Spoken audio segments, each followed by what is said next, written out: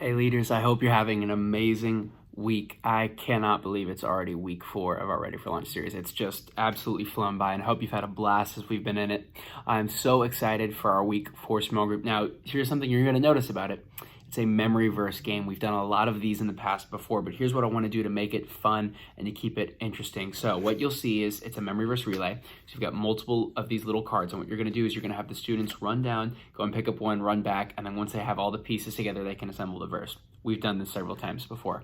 But what I want to do to make sure that this is interesting and it's a little bit of a twist is, one, I want to make sure that we're talking about our Destiny Kids collector's cards in the small group. Now, you'll have one of these in each of the boxes, and if you don't know what these are, very simply, they're just a card that has the series logo on the front and the verse on the back. And what we do is we usually give them out as if after we've said the memory verse for the weekend, if that next weekend the students can come back and say the verse without any help or needing to use the screen or anything, we'll give them that card. And it's just a way to reward them and just remind them of the verse that they've memorized. So one of the things I want to do is be intentional on talking about that verse in groups and explaining these collector cards to any of the students who may not have heard it before, or it may be their first time, and really just help solidify what those cards are and help them to understand it. So make sure you're encouraging them to be intentional in memorizing it.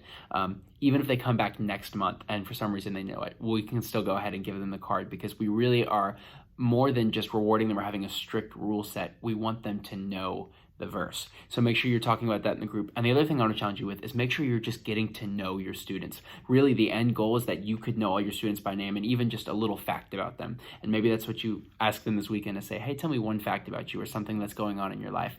Really, what we're trying to do is just establish connection. Your students will always respond better to you. They'll be more respectful, and they'll also learn more if they have that connection with you. So be intentional with connecting with your students, and also just thank you for your heart to serve.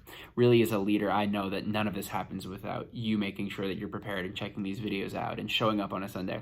So I appreciate your heart just consistently to serve and the way that you serve so excellently. I truly, truly appreciate all that you do, and I hope you have an amazing weekend, and we will see you this week for the last week of Ready for Lunch. Have an amazing week. Bye.